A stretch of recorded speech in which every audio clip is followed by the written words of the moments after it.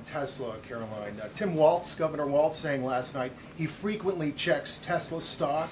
In doing so, to quote, give me a little boost during the day. How should Americans view politicians who take pride in the downfall of an American car company? I think that's quite sad, but I think Governor Walz unfortunately is living a sad existence after his devastating defeat on November 5th. Saying on my phone, I don't know, some of you know this on the iPhone, they've got that little stock app. I added Tesla to it to give me a little boost during the day. 225 and dropping. So,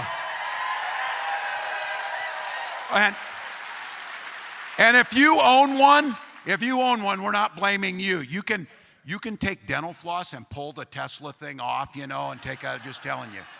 I think that's quite sad, but I think Governor Walz unfortunately is living a sad existence after his devastating defeat on November 5th.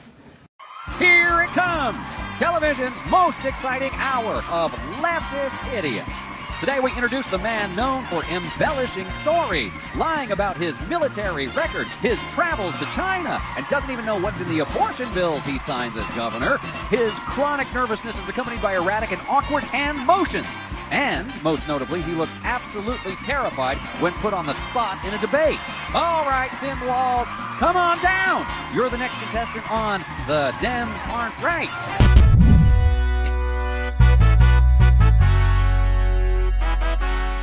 Our boy Timmy Tampon Tim is in the news. He's running town halls, and he has aspirations to become president. Good luck, Tim. Good luck, man. Didn't do so well. Your campaign sucked. There's a group called White Dudes for Harris. Have you seen this? White Dudes for Harris. Anybody know? Are some of you here? White Dudes for Harris. Doesn't sound like it. Meow, meow, meow, meow.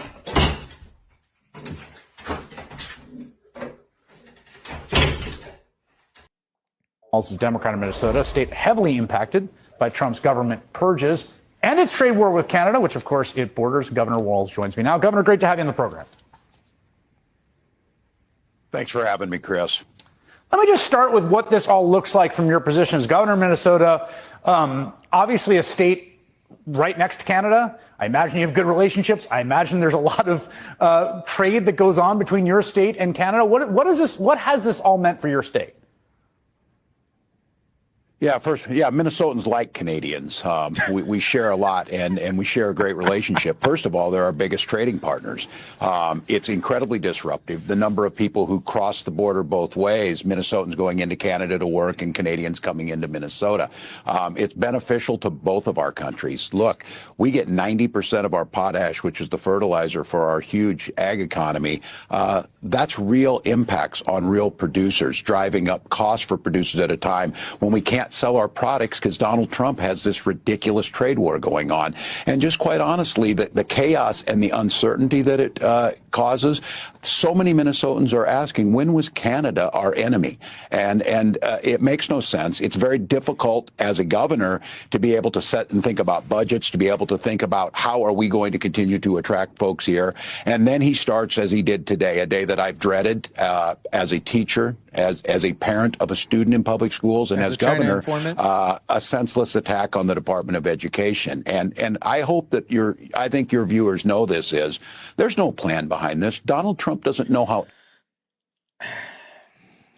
Let me have him continue. Anything works. Donald Trump is this caricature that had a reality TV show that pretended like he knew how to run businesses. The reality is he doesn't. As a governor, we have to make these. Okay, timeout, Tampon Tim. Timeout, Tampon Tim. Timeout. Okay. Ricardo says this is our boy Tampon Tim with no strings attached. Ain't that the truth? 6 of them are still stuck up in there. Tampon Tim, okay? He literally just said, he basically said Donald Trump doesn't have any business acumen. Donald Trump was in the real estate game in New York City at its peak. He built New York City. He helped build the New York City skyline. Many successful hotels, casinos, many other business endeavors. And Tampon Tim is over here saying he doesn't have any business background. All he is a reality TV star. Tampon Tim doesn't even own a house. He's been paid through the government his entire career. He's never run a business. I don't think he even has stocks. Not that that matters. But this guy has openly stated that he doesn't even own a home. And it is ridiculous to critique somebody who's ran successful businesses like Donald Trump. Tampon Tim is a great Chinese agent. Yep. No balls, walls. Does Walz shave his legs? I don't know. But apparently, based on his campaign commercials, he knows how to fix a carburetor without even removing it.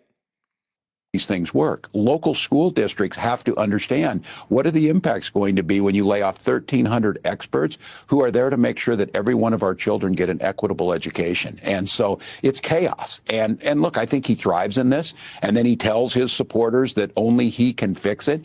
He's the guy who goes and starts the fire and then stands there and gives directions and acts like he knows how to put the fire out. He has no clue. So you have no clue, bro. You have no clue. You've been paid off of government funding your entire career. If anybody has a clue, it is the two people that are doing the cuts right now, Donald Trump and Elon Musk. This guy's just nervous because they can't put tampons in the boys' bathroom anymore. That's a whole nother story. Boys can't have periods. So why are you putting tampons in there? It's crazy. Stephanie says, basically, he admitted with his no bank account, he knows nothing about Trump's career, but binge watches reality television. Yeah, he probably hopped on Amazon Prime. I think The Apprentice Season 1 is on Amazon Prime. And this guy's still a Tampon Tim is still a quote-unquote government servant, okay? Letting his city burn. He just let his city burn. EP candidate ever, if you ask me, Tim Walz. Well, he wants to be the worst presidential candidate ever. Is Tim Walz really contemplating running in 2028? Surely not, Link. Surely not.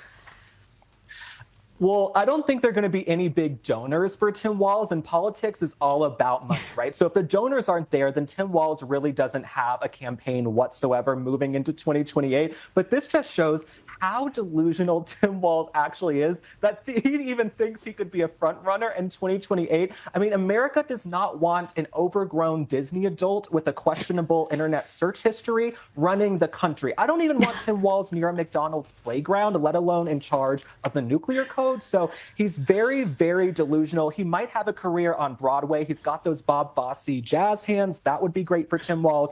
But in presidential politics, absolutely not. How many of you guys agree with Link Loren there? He has the jazz hands. I don't think anybody would back Tim Walz. It is about backing, and nobody's gonna back that dude. Cackle has a better chance of winning in 2028 than Tampon Tim.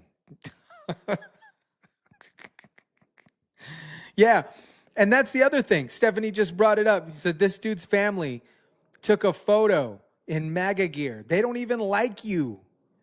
They don't even think you're qualified.